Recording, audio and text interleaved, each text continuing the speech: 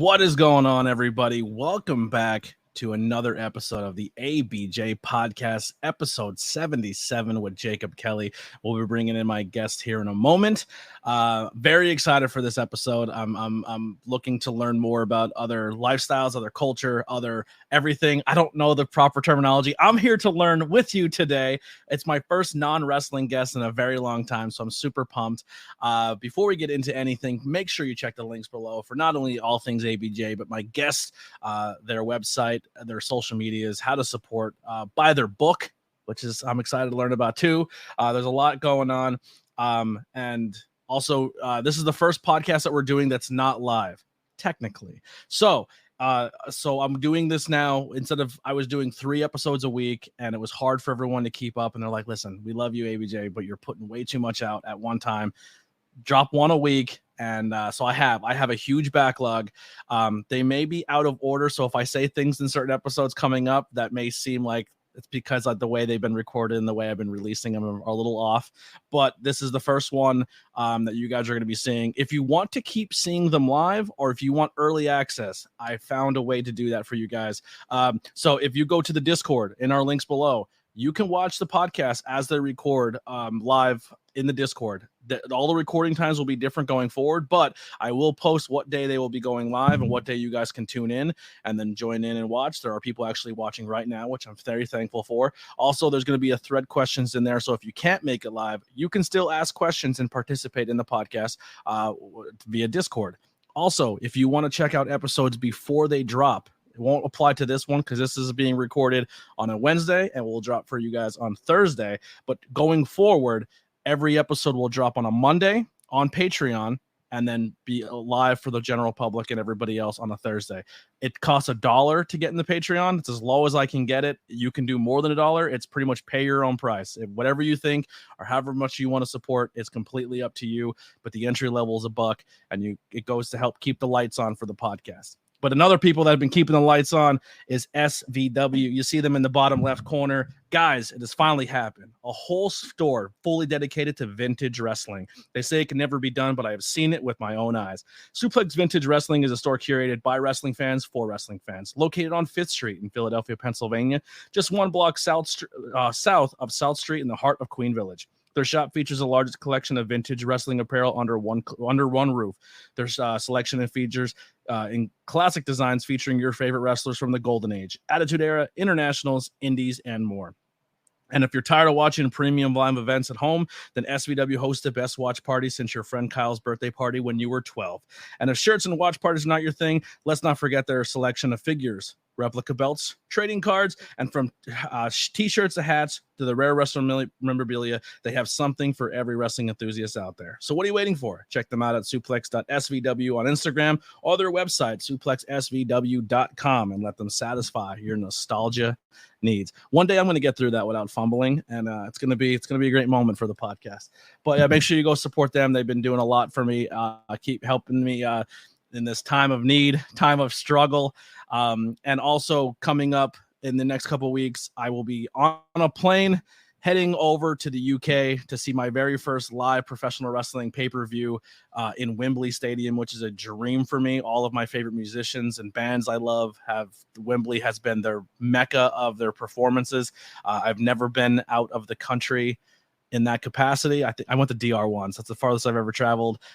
Growing up poor, vacations were never a thing. So one of my listeners, Raz, who's another content creator, is going to be meeting me there. Him and his wife have funded a lot of the trip, and I love them dearly for this, but we'll be an all-in. So any merchandise, tips, donations, anything like that from now till I get on the plane on the 23rd helps me for my trip. I will be bringing back the vlog and documenting the whole trip, and you can see all that coming up very soon. Without further ado, let me bring in my guest, Jacob Kelley. What's going on? Hi, hello, Anthony. Thank you so much for having me. First of all, I also did not know about SVW, so I think that is the coolest thing in the world to have a store just for that. Yeah, it's like a vintage store. So it's like all the old school t-shirts that you're looking for, they may or may not have it. They're a really cool business. Yeah. They better work. I guess to fill in the audience on who I am, because I am not a wrestler. I am a drag queen. Yeah. So Jacob Kelley, my drag name and persona is Trixie Valentine. So just like wrestling, we have our own names and our own personas and what they get into. I've been doing drag for almost 10 years. My dragversary or anniversary of drag is this coming February. So that'll be my official 10 years. And we're doing a huge, 10-year of drag party. And it's just been a great time. Outside of drag, I'm a queer inclusive sex educator and LGBT DEI practitioner and specialist with my own business, Mixed Kelley Queer Education, which you can find me at juicywithjake.com. Links below. Yes. And for me, I've just spent the last decade building my career and passion to educating people, helping people, and inspiring communities. I mean, I just made it into national news for all the work we do in drag within the communities of Cole Township. So I'm blessed. Yeah. So have you always been in the, we'll just say 570 Pennsylvania area your whole life? Yes, I have. I grew up in northeastern Pennsylvania. I was not born here. I was born in Honolulu, Hawaii. Unfortunately, I had to move here because that is where my mother's family side is from. And well, I've been here since. So, it's an interesting area. So I love our area. I'm very proud to be a 570. It's all over my stuff. You know what I mean? But I do know where our community falls short and where we definitely need our help. It's one that you can be proud of where you're from, but also know where it needs their help. And the biggest thing in this area that I think we need our most help is culture. Like a lot of the times growing up in this area, it's been predominantly, we're also from like at least my area of Pennsylvania, the coal towns. If you ever seen the movie Gangs of New York, very similar. One side of town had its own grocery store, school, everything, and that was the Irish side. This is the Italian side. So segregation in this area and keeping people in boxes have always been a trait and a trope of this community for so long. So for you, has that been a challenge with your lifestyle and who you are as a person, and for you to speak up and want to change that is insanely brave and like awesome. It's not an easy thing to do in this area, to come out and break the molds what people are comfortable in these small little coal region towns of Pennsylvania. Yeah. Well, so growing up, I grew up in an Asian American household. So what most people don't know about me is I'm biracial. So I'm white and Japanese. And so I grew up in a household with different culture automatically. So I've already seen different faces of how like my Asian family gets treated compared to my my white side. So like there's already been a different sense growing up of always seeing that. And for me, I'm fortunate and privileged enough to pass as white. I say most of the time because I've had some really interesting conversations, derogative comments growing up where I'm just like, oh, okay, like, never mind. You definitely can see certain physical traits of mine that are stereotypical Asian, at least from what they said. But to answer that question of culture and growing up, I definitely found a need in, we'll call it queer culture is what I call it, LGBTQA plus community, but I just prefer queer because it's easier than the acronym. And growing up, that was never easy. And I was one of the people that just said, here was the secret. We had to move to go somewhere else. If I wanted to be out proud who I am, love who I want to love, dress how I want, I had to move. I had to move to a better city, a more popular place, a place that's more accepting. And I did not want to do that. And within my family structure, I did not want to leave my family. And so I was like, but I also don't want to not be who I am. So I busted those doors down and said, I'm here. I will be the public punching bag for those who are out there. And then I gained strength, resilience, and now I have a backing and following. And now I've created different pride events. I've created different drag events. I've created educational opportunities. I get invited to colleges to actually teach professionals how to actually treat people, which is how do we treat people? Hopefully, so crazy that but this is an actual thing. So yeah, and it's a shame that in 2023 we are still fighting. And recently, I'm not. I am. I guess I'm into politics and political stuff, but I definitely I hate both sides of the extremes. But it's just it's insane that we are still your ballot and your vote still counts for people's rights today, and it's 2023, and it's crazy. Yeah, I it's almost unbelievable at times where I'm just are we back 20 years?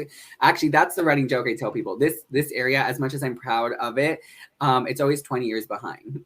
And specifically, and a lot of the work that I do, especially for queer culture. And I will say it's also because it's not taught, right? Like there are ways to not get access to understand, you know, these different areas of sex, gender, sexuality, gender expression. There's also different areas of like when we question things. And as a sex educator, like I always tell people, we're surrounded by sex. And you're like, what does that mean? I was like, relationships, how we communicate, the dialogue and love languages that we have, the way we interpret and embody different things to make ourselves feel better and make other people feel better. That's all sex education. It does not specifically mean intersex. So not intersex, intercourse. Sorry, intercourse. Right. Yes. So and there's so many levels to it. So when people open their minds about it, I'm just like, wow, we really see that like we are diverse, but also like that diversity doesn't always have to impact us. It can just mean like we're neighbors, we're friends, and then how we behave is what the impact is. So I guess there's the first one right there. When you say, or when drag performers or people of the community are trying to educate, let's just say younger generations or just people in general, they're not trying to teach your kids sex. They're not like, hey, let's go check out this website and we're going to play your kids porn. That's not the goal of the community. It's to say, hey, these people are here and it's okay. It's not like I much rather, and then that's where I think the first barrier of our society and our culture is like, so the first thing for me growing up as a 90s, 2000s kid, the way other white kids insulted each other was with, unfortunately, I don't want to, how do you say hetero or I mean, sorry, homophobic slurs. That's how we called each other. It was, hey, this, hey, that. And it wasn't until I had my first like job in a factory and I worked with someone who was gay and I said something like, oh, that's this, or I made the joke. And they're like, I don't mind the joke. I get where you're coming from, but do you understand what that can do? And I was like, what do you mean? He goes, for example, it was me, and he wasn't speaking for the community, and he was just speaking from their perspective. And he said, growing up, I was always afraid to come out and be who I was because everything that was associated with those words were demeaning and not good and bad, which put a thing in my brain saying I wouldn't be accepted if I was who I was. And I was like, boom, right there. That was enough. That's all I needed to hear. Because growing up, I always felt like I never accepted. And it was just being normal. Like, I guess you would say like a normal society of that thing. So if words meant something to somebody, just be a little cautious of how you use them. Yeah, I think it takes a place in like what compassion can look like. Especially when we share individual stories with other people, or in these instances of when we have to check someone. At least that's what I call it. When you check someone, you're like, oh, hold up. We got to call in for a minute. And so it's a good experience to kind of help people relate with compassion and then empathy, right? So when we share those stories, it's like, do you want to belong and be accepted here? Well, yes, I do too. We have Maslow's hierarchy of need, which already shows us that it's a need of every human. So in that sense, when we act on compassion and empathy in these areas, specifically when we don't know, or it looks different, or we're uncertain of what it is because we've never seen it before, stop entering it in a place of hate or these biases and start entering it with compassion and empathy. Because as a drag queen, this year's been wild. This is the first year I've ever had protests at my show. I've had hate and death threats online before. That's the norm, but people actually showing up is one of those things that I'm sitting here like, this is wild. You spent your time, instead of buying a ticket to come to the show, to go across the street and protest. That's wild to me. Yeah. I'm very proud of my sanctuary family. I'm not sure if it was one of your performances, but they showed up and counter protested the protest, which I was like, I wish I was able to do that. I always wanted one of the reasons I got into the content space was Kevin Smith. I love Kevin Smith. And he always did that where he counter protested. And I just watched a video of Dave Grohl on a flatbed of a truck counter protesting a protest, and they all sang like ABBA, like they did like a whole album of doing ABBA music, but in like Foo Fighters covers and then just went around the counter protesting the truck and kept playing music and being like, stop hating, just dance, baby. And they're just singing and then they're having a good time. But it's fun. That's allyship. That's allyship. That's support. That's how you know when community has progressed, because we now have like even though it's unfortunate we have it, the anti-protest or the way to protest in a way that's more celebratory, right? So it's more of a celebratory type way instead of saying, no, we don't want this. So I was there. It was one of the shows that I was at. So I appreciate the Sanctuary for coming out and doing that. And it was just like work. Like it brought a feeling of like someone has our back and we don't have to constantly be fighting ourselves. Yeah. Well, pro wrestling, just to kind of tie it back to that, it was kind of a way for me to learn about the community in a sense, but it also maybe I was smart enough as a kid to realize when they were characters and when they weren't, because anytime an androgynous character, what they would call them, they would, you know what I mean? They were almost always bad guys and they almost always got chanted really horrible things at them. And just being a 90s kid and seeing that as being portrayed as the community. But then now you watch wrestling and it's like, oh, well, that wrestler is just a normal wrestler, but they're also gay and they're celebrated for so. And it's like, it's crazy how far it's come. So an example that just recently happened, there's a wrestler named Anthony Bowens, openly gay wrestler. And the bit in the skit they did in the ring was the girl was like, Anthony, because he's a good looking guy, and the girl's like, you want me, and like trying to flirt and do everything. He's like, honey, I don't know if you're aware of this, but I'm gay. And the whole crowd chanted, he is gay. But it wasn't like a hateful chant. And then he made a post saying like, it's crazy because if this would have been a bit in this industry 5 years ago, 10 years ago, it would have been met with so much hate and negativity chants, and just how far we've come. And it's because of people like you putting it out there and people just I wouldn't say forcing it, because it has to be. It like change don't happen. You can't make an omelet without breaking a couple eggs. Of that happening and people being like, it's not that big of a deal. We should stop treating it as such. I love that, first of all. And I also relate to the growing up of what characters we had to have us as representations. And so I've actually watched wrestling back in the day. I don't watch it now of what today is. So unfortunately, I don't really know what today is. I apologize. But I actually enjoy wrestling. So it's anytime anyone's like, you want to go watch it, I will always say yes, because I always enjoy the acting of it. I also just enjoy people throwing each other. Like, that's fun to watch. Hate to say it. So I can relate to what characters, when like even if I had to think about what characters, I had two characters I really liked. Either I wanted them to be with them, as in like, you look good.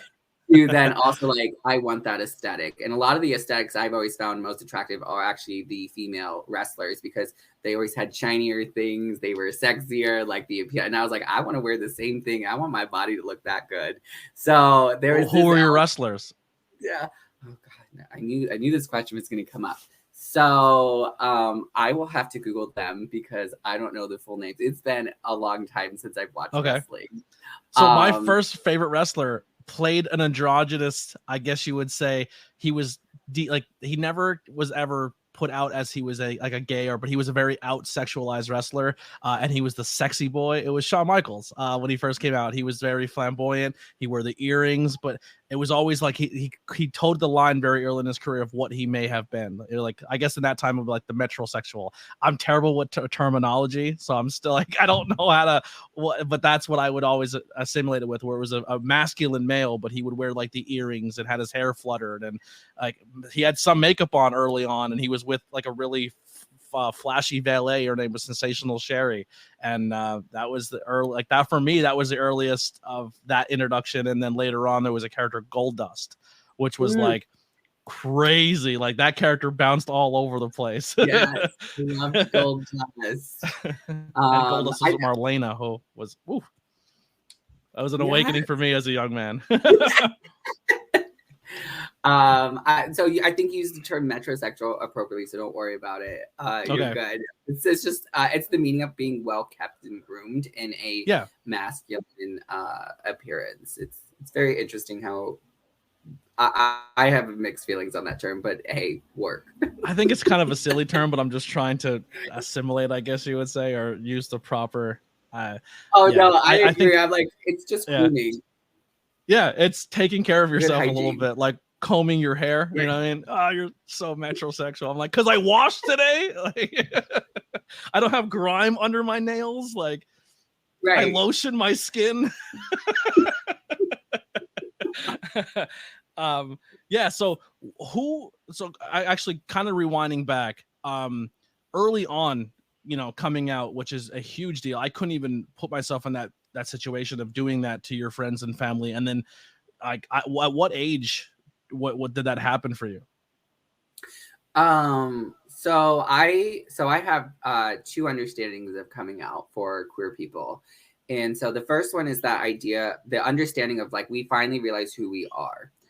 Which doesn't happen typically when we start sharing with other people. It's like a realization for ourselves. And to me, that is the first step for queer people to come out.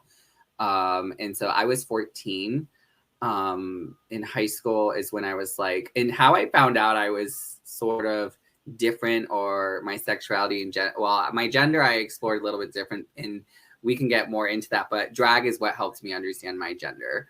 But sexually, like when I was 14, I didn't realize that my male friends found females attractive the way I find my male friends attractive. Yeah. And so I was like, wait, how they're talking about those women right now is how I'm thinking about them. And a little bit different, but I was just like, oh, I guess it's not normal for, to romanticize about holding men's hand for who I am. And I was like, oh, okay. So that was kind of like my first few experiences to myself to be like, oh, I'm different. Like, I'm not straight, sort of say. And I didn't have the words back then, right? We didn't have, so this was 2010. And I was like, we didn't have words back then. We didn't have a large way to connect. The internet wasn't even connecting within what we have as resources now. So it took me a while to figure out what all these words means and all these other things were. So I came out when I was around 18, 19. So after I got out of high school into college. And one of my biggest rules for me was I never wanted making coming out a big deal. Like, I was like, I shouldn't have to make who I'm in love with and who I'm attracted to this biggest thing in my life. And now I have a career based off of helping others. So it's great. Yeah. But I was with my best friend and I just said, I like men. Like, we were just driving to the mall and I was like, I like men. And the first reaction she had was, oh my God, we both have another thing in common. We both love penis. And there it is. I guess for me, it's scary to like think of being 14. And that's another thing I think that's a big barrier when people try to demonize this, is like, they're like, that's too young for kids to be learning that. I'm like, no, it's not. Like, I remember being a kid and being like, at that age, being like, that's what I'm into. That's my thing. You know what I mean? Did I explore it sexually? No, but I knew where my wires were crossed and what I was into. And like, that's attractive to me. That's doing something for me. So I don't think it's too early for a kid to learn that at that age. But the thing is for me is like, I couldn't imagine having to like mask or hide that because I don't want people to be like, oh, well, that's what you're into. I'm not comfortable being around you. You're going to think like, no, calm down. Don't flatter yourself maybe. But like, you have to hide who you are for most of your childhood and most of your high school and most of those years where that's so predominant. And it's like, we act as a society where it's not that big of a deal. But if you watch pop culture or movies or any of that, where people call it now woke, look at The Breakfast Club. Look at every movie of the 80s of Pretty in Pink. And that was all, that's real life. That's not movies. That's kids being kids and find out who they are, whether it be as a person, personality wise, sexuality, all of that. And for them to now say that that's never been a thing for at all is insane for me to think about as a pop culture person. But like, the fact that you said you waited till you were out of high school and stuff, like, to me, it's kind of sad that you had to hide that most of your life. And if a kid can now be open and be accepted, that's beautiful, because it's got to suck being not who you are for such a long period of time until you're at a place of comfort where you feel like it's okay to do so. And yeah, that's essentially why I asked that question, because like it hurts my heart for you that you had to hide for so long because of the way our society was. Thank you. It's interesting to always hear that side, mostly because I never expected it to be like people to actually feel concerned. But then I also understand the concerning feeling, but maybe it's just because I live it. However, I definitely, like, my motto for me in my business and life is like, I'm doing what I'm doing because I want to be the person I needed when I was growing up. Mm-hmm. And who I needed was someone to say, like, it is okay to be different. Yes, this is normal. Yes, should be allowed. Yes, there's nothing wrong with you. Like, one of my biggest issues is when people tell me my like LGBTQA queerness is a political thing. I was like, this isn't I'm just existing. It's a social issue. I just want to live as me and be respected equally the way other people do. And when people are challenged that, it's such a frustrating feeling because it's like, why am I fighting to exist? Why, like, you get to go to your closet, pick out, wear whatever you want. I should have the same equal opportunity and have, like, walk into society with no issues. I mean, I might get stared at because I know I look good, but it should be because I'm looking good, not because you're uncomfortable. Well, let's real quick. Let's talk about looking good. You're killing this. You know what I'm saying? You're killing that shit. The last time I seen a suit rock that hard was Panic at the Disco's music's. What was it? I don't remember the name of the song. I literally blank, but I chimed in. Have you people ever heard of the whole thing? With the white gloves, killing the game. Who were inspirations? So I ask like how you got into your industry normally in this podcast of the earliest memories of falling in love with your business and stuff, but it's a little different for this. But who were beacons of light or hope for you growing up of saying that's what I can be, maybe on a pop culture level or anything, to be like, this is what I want to be able to be that person and it's okay. So who were some of your influences? I would say, well, my number one influences was actually Katy Perry. I really loved her music. I still do. I'm a huge fan. And she was so creative and different at the time when she had her second album come out, Teenage Dream. So that was around 2010, 2011. So around the time actually started coming out. And it was when I watched her music video for Firework. It was the first scene where I watched two men kiss each other, like, on TV. In a music video, and like the song itself is one of my favorites. It's absolutely beautiful. But what I remember sitting in high school, because we used to sit in the cafeteria and they had playing different things in the morning, and that was the scene that played. And I don't think anyone realized it was on, but I did. And when I watched it, I'm just like, is this real? Like, did those two and everyone? It was such a phenomenal moment that I just felt inspired, empowered. And so then that's actually made me fall in love with Katy Perry, and her music is just absolutely amazing. And this album, I'll say Teenage Dream, I loved Prism. Her fourth album was not so great.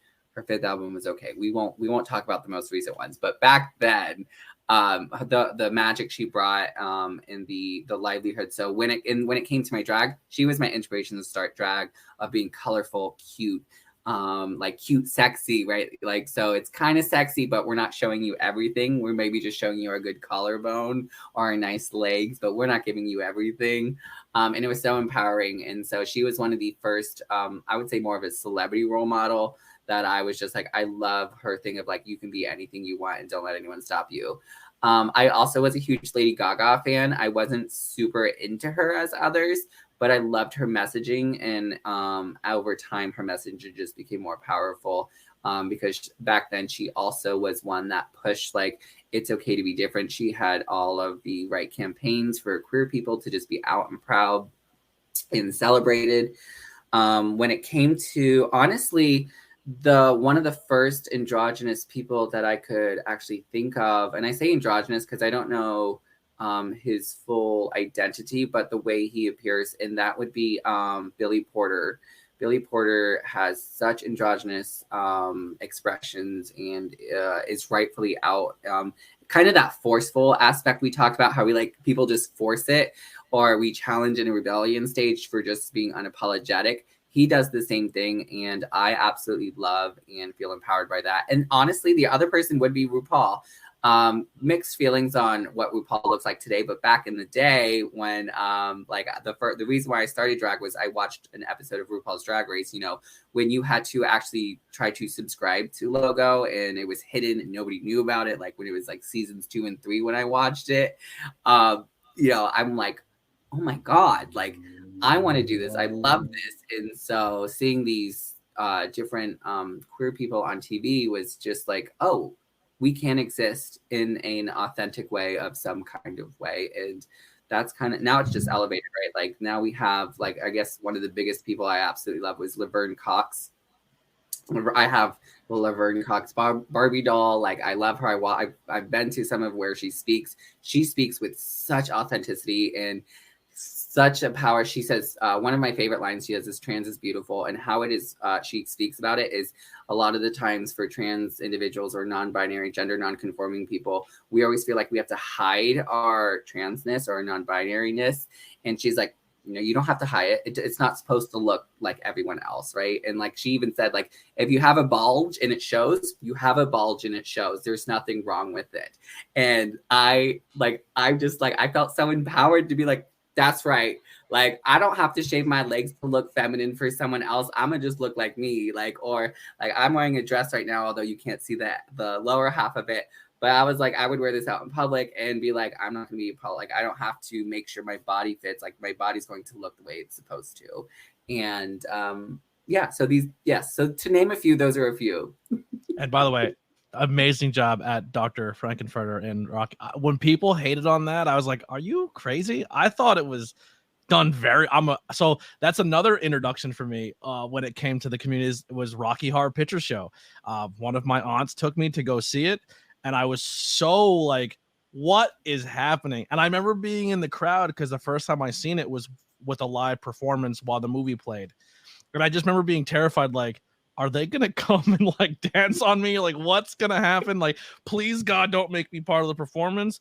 And they're like, immediately was like, is this your first time here? And I was like, yeah. It's like, have you ever seen Rocky Horror before? I go, no. And then I got a giant V drawn on my head as a virgin. And I had an absolute blast. And I remember watching that and being like, this is sick. And then kind of being in the punk rock scene. I think a lot of times people growing up, they see punk kids and they think that they're closed-mindedness and they're anti-everything. But realistically, punk rock kids were very inclusive when it came to like LGBT and people of color and everything, because they were anti-establishment. Like I was just like, it's kind of like, I don't know, kind of looking at someone's image and then just tearing it down and learning who they are as a person. Because I growing up as the punk scene, it was like, oh, you have spiked hair and you probably don't like people of color. And I remember as a kid growing up, when I met my friends, they're like, well, isn't punk racist? I'm like, no, the exact opposite. I said, punk is hip hop with drums and guitars. And they're like, what? And I was like, well, it's poor white people saying how they hate the way society is. And they're like, that's awesome. And then now you see those cultures coming together.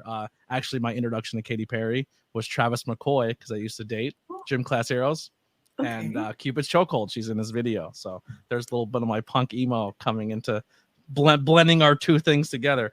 But when did you realize that, hey, I want to perform, start performing? How did you come up with your identity, your character of Trixie Valentine, and who introduced you into the scene to start doing it? Because once again, Northeast Pennsylvania, you're probably a trendsetter in that department. Yeah. So there was, because it's now more out, but there was a hidden drag scene in these small areas. Like the first place I performed was CC's Bars out in Sunbury, Pennsylvania. And it's in the middle of a cornfield. Like it is in the middle of nowhere. You have to travel to get it. And you just like I remember going here because they had one of those nights where it can be 18 and up, but like we had to wear a wristband. Was CC's like on the main drag? So it's like to get there, it's on the main drag, but then like you have to like go to this back road and then you have to literally travel behind a cornfield. And so they're like, let's go. And I was like, okay. And so I was going because my twin, who is Harpy Daniels, the internationally sensation Navy drag queen, that was their first performance. So I wanted to go support them. This was their 4 independent, like they're performing. And so I wanted to go support them. So I did it. And so like we're there. And prior to this, we've already seen RuPaul's Drag Race on TV and fell in love with it. And, we're going. And I remember watching this beautiful queen named Tequila Daniels, who's now my drag mother, come out into the stage. And I'm just in like awe. The way she performed, how fun she had. The stage was lit up. The audience was cheering. People are like laughing and having a good time. And it was just an atmosphere of just pure fun and joy. You kind of forgot about the world around you just for a second. And so that's how I fell in love with the artistry of drag in person and seeing it. And then I, of course, watched my twin perform. My twin is one of my biggest idols in life because they started drag about a year before me. And then I started drag a year after. And I just am at all to know like my starting ground was because me and my twin have like yin and yang type energy. So we push on each other to help each other's grow, or I don't like saying we lift each other up to help each other grow. So like when one gets higher, we bring the next one up and then vice versa. And so in this aspect, my twin was a big part of like helping me teach me to start to do makeup and things like that. And then get me connected to other people who could teach me to do it a little bit better. And I just grew from there in 2014. So it was 2014 and just grew. And so for me, I've always been a performer. So I did geek belly dancing. So I was into cosplay. And I traveled to the East Coast with a belly dance group called Antipode. And we did skits and performances. So I'm used to that. I did color guard and marching band and theater in college and high school. And so I've always been a performer. But drag was its own separate entity. And so I just said, I'm going to do it. And I entered a amateur competition. And how I came up with my name, and it's awful. It's not anything spectacular, but I wanted a name that wasn't like weirdly associated. So I didn't want one of those names that have a pun with it. I wanted a name when you said it, it made you think America's Sweetheart. So that's exactly what I get out of it. Thank you. So I was like Trixie with a Y. And so I liked the way it rolled off the tongue. And I was like, but it also wasn't a common name, like for an average name. And I was like, I like it. And then Valentine was because I started 2 days after Valentine. And when I said it together, the way your mouth just feels after saying it is the reason why it's now Trixie Valentine. Because people will intentionally say the full name now. Trixie Valentine, when I first heard it and seen it and anything, I feel like Trixie Valentine should be on a bomb during World War II as a pinup girl. You know what I mean? Like that's the vibe. Like American Pie, World War II, do it for the boys type deal. That's what I get when I hear the name Trixie Valentine. Yes, good. Because that's what because I just wore like the one outfit I just wore was a white a white polka dotted red dress. Yeah. And people like, you look so good. And I was like, that's because those are my roots. Those type of dresses is what I used to wear to know like you look like I look like a 50s housewife, but at the same time, I can look up the pinup girl on page 3. Yes. That's exactly the vibe I get for the name. For you, the first time, presenting as Trixie, or even just in general in your personal life, or wearing makeup, what were your emotions? Like, was there fear? Was there confidence? Like the first time doing that? Wearing makeup in public took me such a long time. So in drag, it was okay because it felt like a mask, right? Mm-hmm. We're a different person, but drag gave me confidence to start wearing makeup as me to certain events that empowered me. But the goal was to always look pretty. So my goal was to always practice makeup to the point that I look pretty. Now I know I look stunning. So, and no one can tell me any different. Listen, I need you to keep fighting that fight because I feel like I was born in the wrong era. I want 80s hair metal to come back in a way, just so I have an excuse to wear a guy liner. You know what I mean? Like Yes, absolutely. I'm gonna sneak it in Halloween one year, but realistically, if I could rock a little bit, I would do it. I mean, I'd say be the trailblazer, but there are certain times when you can't bring back certain decade trends, unfortunately. You have to have the right time and moment. So find your moment and then do it and then just make it a thing after. Well, the shirt I wore for my first drag performance was the Motley Crue Shadow of the Devil, because that was like 80s rock when they were essentially drag at that point in time in that album. Like, I mean, it's crazy to think all these pop culture references and they're always here like drag is this. You all come from the decade that helped us get the outfits we have today. Iggy Pop wore a dress on stage all the time. One of the biggest feelings I had was the first dress I ever worn. It was a white Marilyn Monroe style dress, and it wasn't the first time I wore it was to myself, because you have to make sure everything fits. But I remember looking in the mirror and I ended up crying. I ended up in awe because I felt pretty. Like, I actually told myself, you are beautiful, and like this sense of embodying beauty. And so I always tell people my body is beautiful. It's what I put on it that emphasizes it. And that was the first time I emphasized my beauty in a way that I loved. And drag since then has just empowered me to just try on different things and do other things. And then and it helped me encourage, like, now I'm like, no, I'm going to wear what I want to, because I don't need my drag persona or my mask in some way to then help me outside of this. And it's not for everyone. I do want to put the disclaimer out there for anyone listening. Not everyone in drag is different. For me, this is how it helped me grow. Not everyone does, right? Some people are like, nope, this is who I am in drag. I'm the complete opposite out of drag, and that's okay too. I don't want them to think the way I have interpreted it. But drag for me, though, in my story, though, has helped me find confidence in beauty and being like, you know what, if Trixie can get on that stage, even though she's nervous as hell and is like ready to throw up, but she's going to turn the house down every single time, then I can do this in my everyday life. Confidence in general in just humans is powerful. You can, if you're confident in yourself and you project confidence in yourself, even if maybe you're not looking that great that day, people will perceive you as what you're putting out with your energy and your confidence levels, which is huge. And how you said, like, being the performer Trixie and then not blurring those lines or blurring those lines. And that's the same thing with professional wrestling. Like, my biggest challenge, especially someone who does commentary, I try not to learn the performers' real names so I don't mess it up on commentary. So like, oh, my name's this, and they're like, we'll be out and away from it. Like, yo, for example, we'll just say Precious, right? Precious is a member of the Sanctuary. I've known Precious for years before they entered professional wrestling, and I know them as their shoot name. And then I'll see them, I'm like, Precious, and they're like, what are you? I'm like, just, I have to wire my brain. You are now Precious forever. I have because the idea of professional wrestling is that kayfabe was something that it's not really there anymore, but we still try to keep it alive in some aspects in front of fans and everything like that. So that similarity is beautiful. One of the biggest takeaways I got for you as a person the day of the Sanctuary, when you all performed, sorry I keep saying you guys, dude, and you guys is my crutch, I guess. Everyone that I talked to that day not only spoke insanely highly of you, but spoke of you as a trailblazer, as someone who you're a beacon for not just the community and not just the performance of drag, because the term I heard a lot was drag mother, right?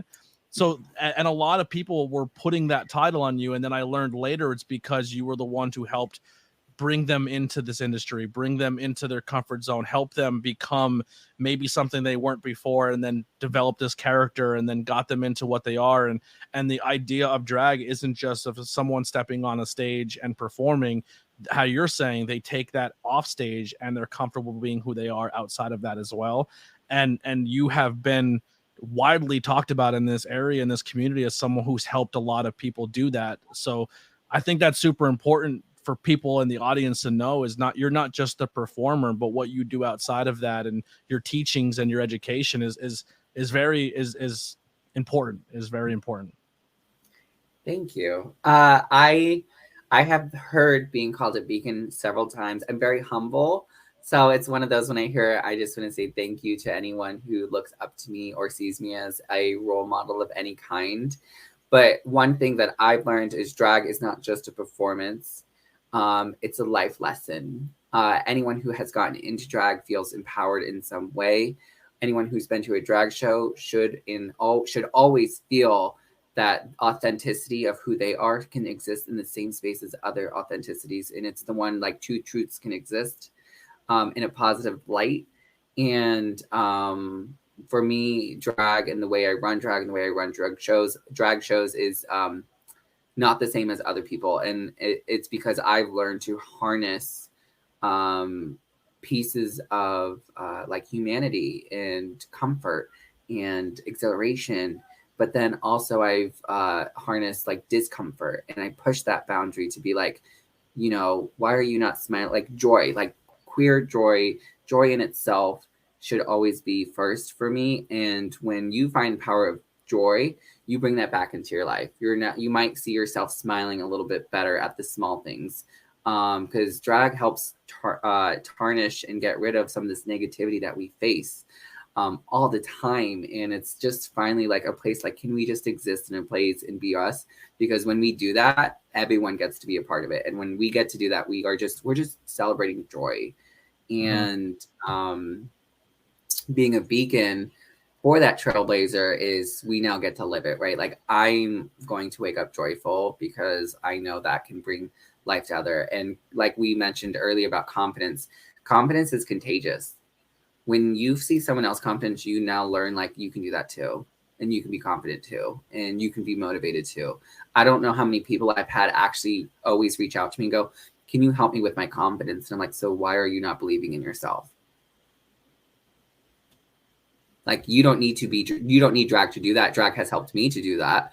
But like, if you want to help this idea of existing of who you are, then stop doubting yourself. Why are you the one putting it back on yourself? No one's putting that on you. And then if they are, why are you listening to them? Like, you are the most powerful being in your life because you're the one that wakes up every day and tells yourself what to do. And drag has a way, it taught me to go, I'm waking up, putting this wig on because I feel damn good. I want to be who I am. And that is contagious for other people because people are looking at me going, this person chose to do that and is living their best life. Absolutely. That's beautiful. It's absolutely beautiful. And every form of art is that. So like, I tried to be that in the space of the content thing, because in our area, like, it's not really widely say like, oh, I want to chase a dream of being a content creator. But one of the questions I have, just for my own personal question here, is when you're someone who's always trying to be that, exude that confidence and exude that positivity and exude that something that people can go to, how do you then on your off days because essentially you're still masking in a way, because you always feel like, at least in my experience, you have to feel like you have to be on your game because people need you to be on your game. So on your off days, how do you recharge? So I live a life where I feel like I need control. So I'm a Capricorn, by the way. So anyone who knows a Capricorn, we always have to be in control for everything, including emotions. I'm still learning that aspect of the world too. I'm a Sagittarius, but then I find there's like a rising moon, a falling. I don't know. There's too much going on. I can't keep track of everything, and crystals and jars of ash. I don't know. That's a lot. It's a lot. Love it.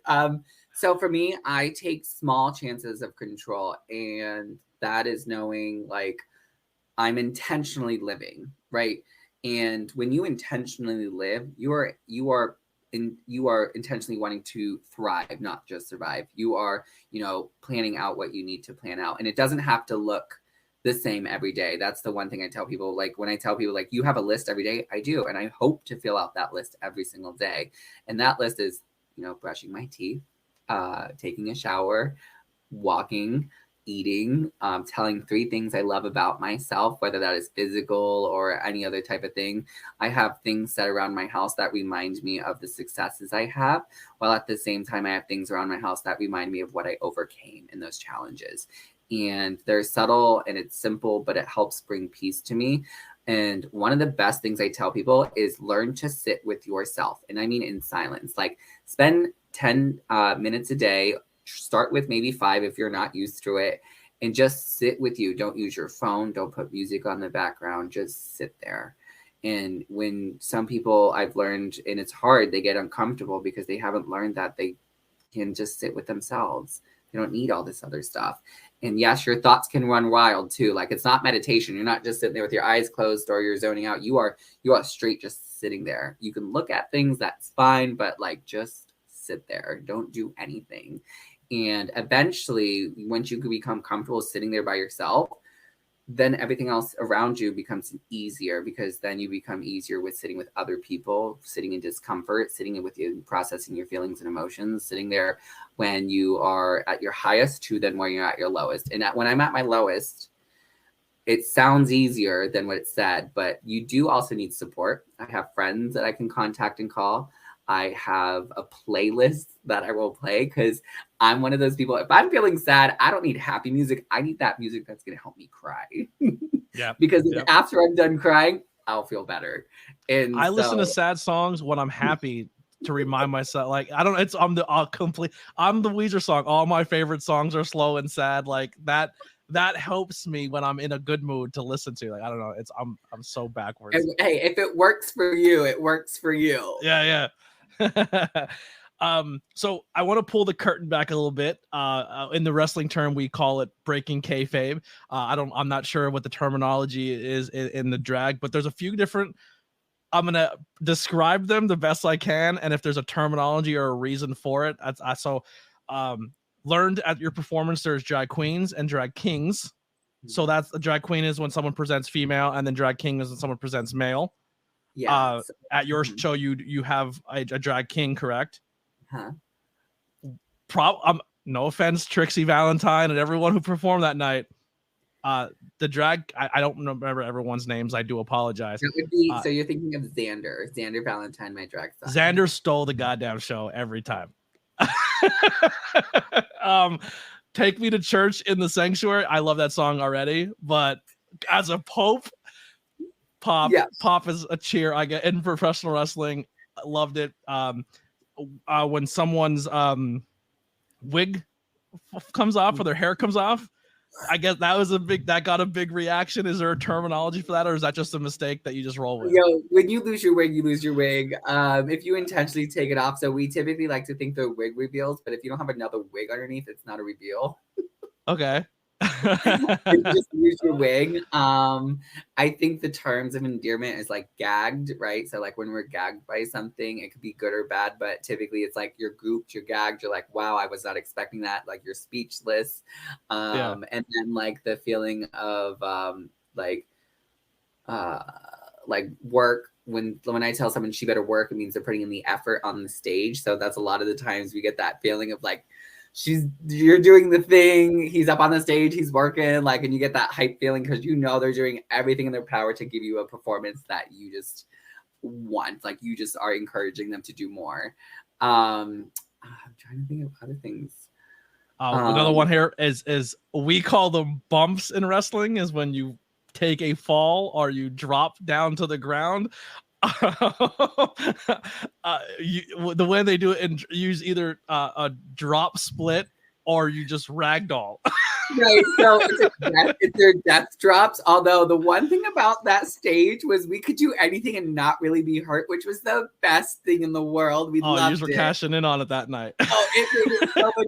I just did a death drop at a different Pride event, and I was like, do I have the strength to do this? Yes, and I did it.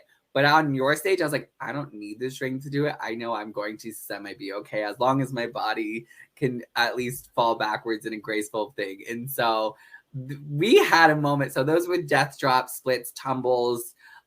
We did it all. And then like the performance value of so yours was an interesting show. You had a rare show and everyone needs to come to, because they don't exist, or if they exist, they're not in this area.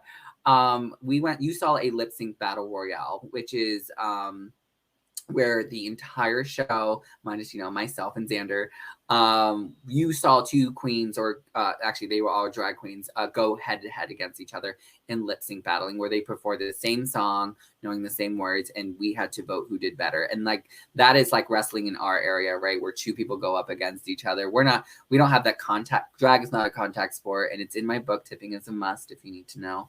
But drag is not about contact. It's about who can bring that who can give a song. When you look at them, you're like, they did better. And you're like, what did they do? They better at lip syncing. You felt the song, you felt the energy. You felt like they were singing it. You felt like they were the ones bringing you the power and the emotion to what the song was supposed to give. And that is a rare moment for you. So I have to say, you came to a good show, because I was standing back there with you, and I wasn't sure what to expect. It was my first time watching a lip sync battle. Typically, I'm part of them. So when I watched it, I was like, this is everything. Like the queens going head to head gave you everything you ever wanted. And so I thought it was a fabulous show. I have a question, but I don't want to cause any drama. But that competition seemed to get a little, like, people took it serious, we'll say. I definitely felt that energy. One of my best Judies, two of my best Judies were on that stage, and one of them apologized to me a few weeks later. They're like, I'm so sorry. I didn't mean to get that. I just didn't expect to be so competitive. And I was like, no, I get it. Like, it got real competitive. Yeah. I loved it. And then my best Judy, who was the one who got second, Ariana Autumns, I looked at her and said, how dare you not know the words to It's Raining Men? It is like the gay anthem of every gay person should know. And so she goes, but she literally goes, but I was in it. I was in it to win it. And I was like, you were. And so she wasn't upset that she didn't win. However, like, she felt that energy of like, I let myself down in this competition. And like those two, Phoebe and Ariana, are one of my best sisters, and it was a moment. Like, so I thought there was 3 clear front runners in the competition. I'll say everybody was fantastic. I think the finals should have been 2 other people, but the person who won deserved to win it all. Can I know who the people were? I think the one that got upset, that took it really, really personal, should have been in the finals. Okay. But I thought the people who are in the finals were both extremely talented. But I think at the end of the day, it wouldn't have mattered, because the person who won should have won the whole thing. Yeah, I would say there's a strategy behind it, though. The one who won, I said, you did a really good strategy. Like, who you got picked or how the song you selected was definitely good strategy on their part. And I think they mixed up the performance, the facial expressions, and the movement more than anyone else. So like the girl, the performer who was in the finals was, I would say, the most like, she had the visuals down. She was the most like the prettiest queen of, because I think you even said in the thing, you're not just voting for a face, people, you're voting for a performance. And she presented more physical, like, features and face expressions, and just like owning it in the confidence. But the person who took it really, really, really seriously was doing that as well as the performing aspect. And put a lot into their performance, like their falls and their drops and everything like that.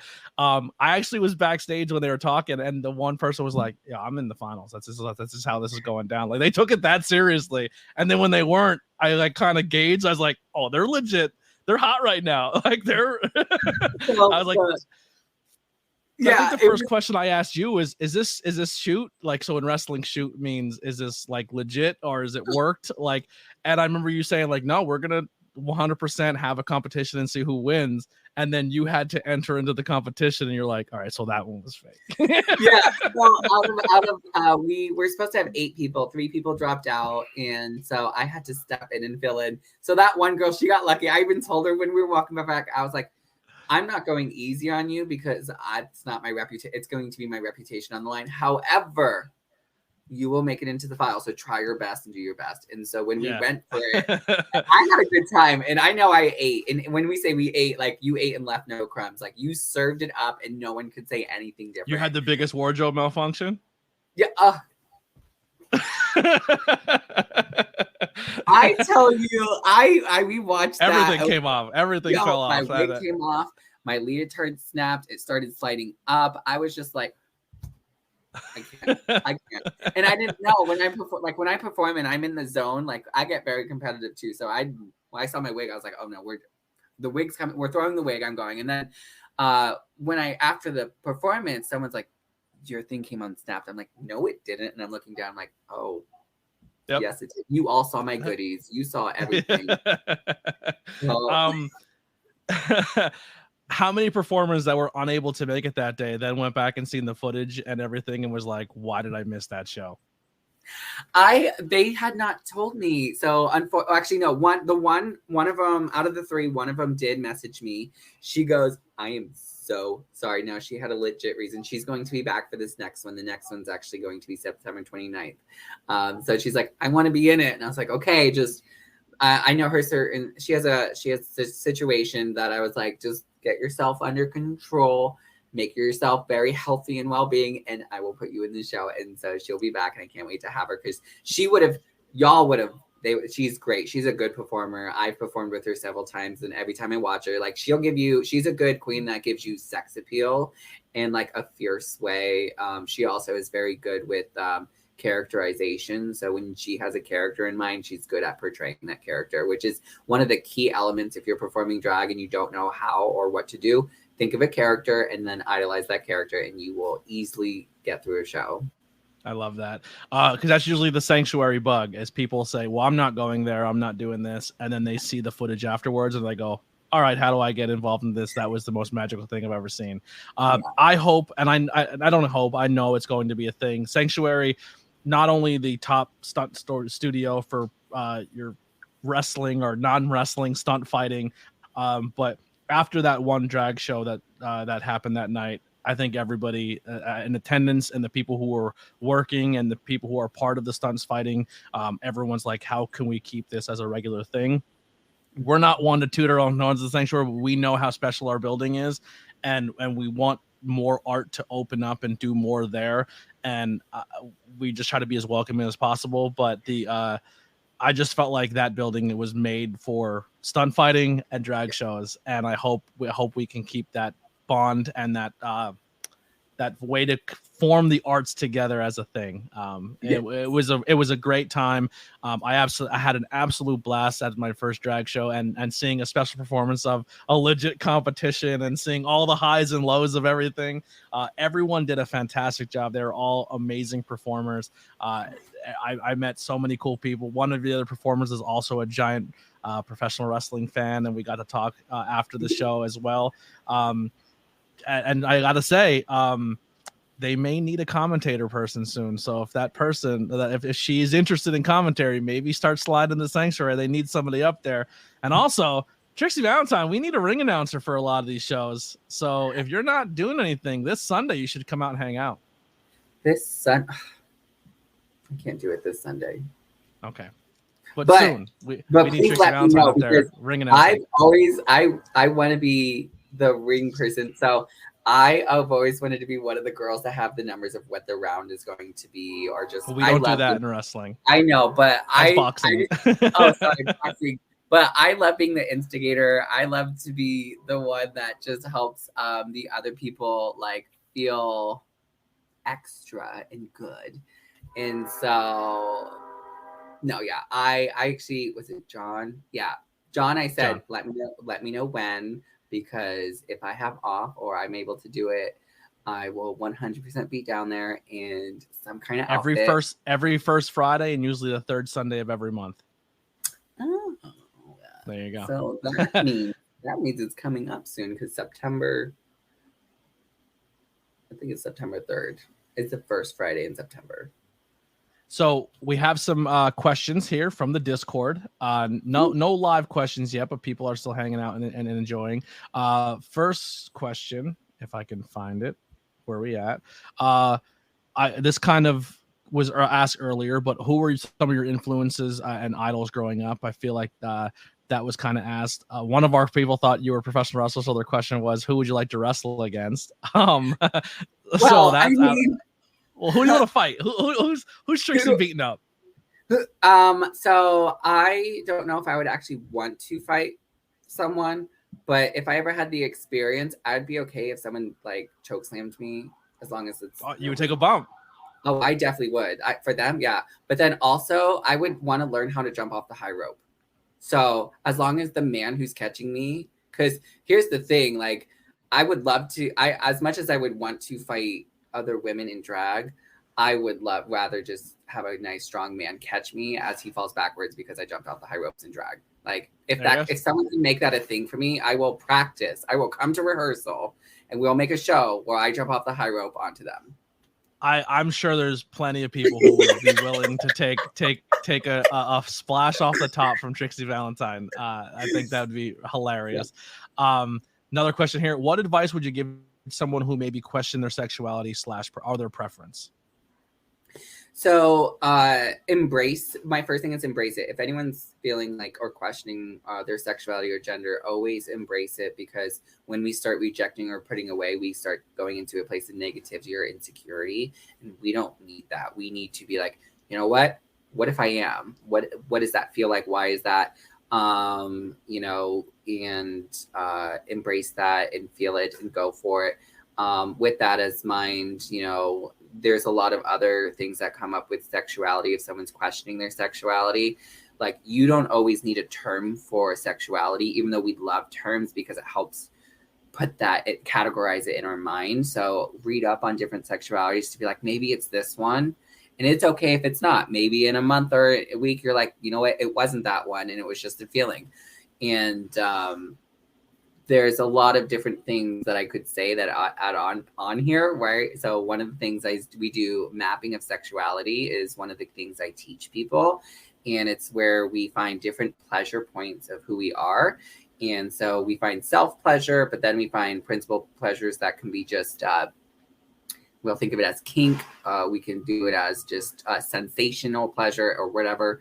And then when you start learning about them, you apply an image to it, and then there's fantasy and there's desire, and you unfold yourself and you're like, you know what, I had this whole fantasy with this specific person, maybe my sexuality isn't this. And that's a very personalized journey, which that was a whole script to what I have done for people and helped them be like, you know what, the fantasy I had did have this type of person, but it also had this type of person, right? And so what does that mean?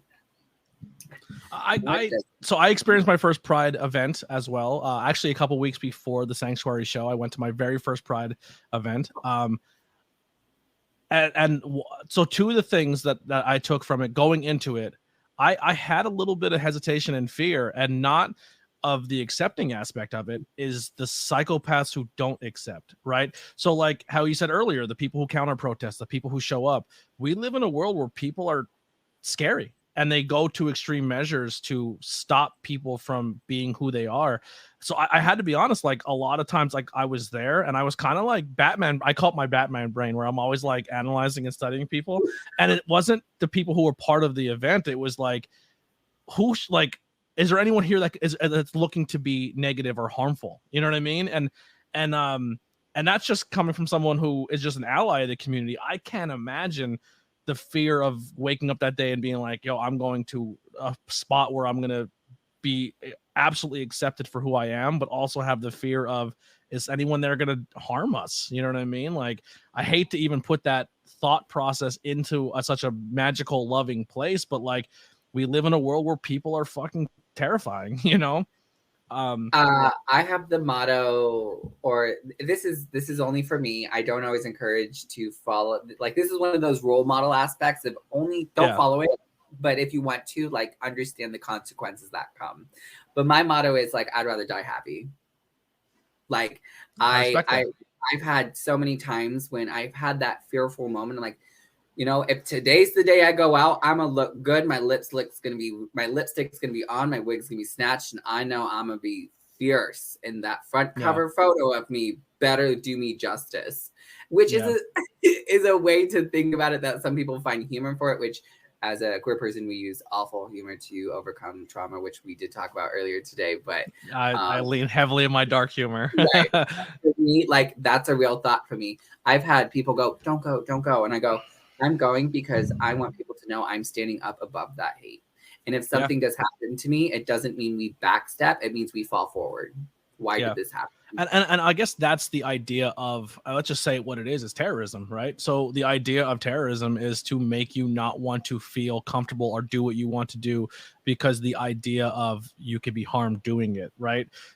It sucks that we have those like fears in our brain, but that's the best way to overcome it, is just kind of, hey, it's like, just go. You know what I mean? At the end of the day, is go. The other question I have, and I hope that this is one of those heterosexual white males walking on eggshells, not wanting to say the wrong thing, but asking a question to learn, is I try to view everything from both sides, right? So politically spectrum, or just socialize, or people that say is like, you know, drag is this or that, or the LGBT is this, or pride events are this, or, you know, maybe too much nudity or exposure at these things and there's kids involved. That I didn't really have any issues with that, any issues in general. But one of the things I did see that I wanted to present or ask a question for you in this, because I feel like you're one of the better people to answer it, is when LGBT pride events also turn into like where people show up with their kink as well. I don't want to, I'm not calling out any group of people or certain things. I know what you mean. Yes. So what's specifically the question? How do you merge the two, or how to make everyone feel inclusive, but also be like, hey, like it is about love and not so much about what you're into inside your bedroom as well, if that makes sense. Yeah. So how I answer this for anyone is that might not be your pride.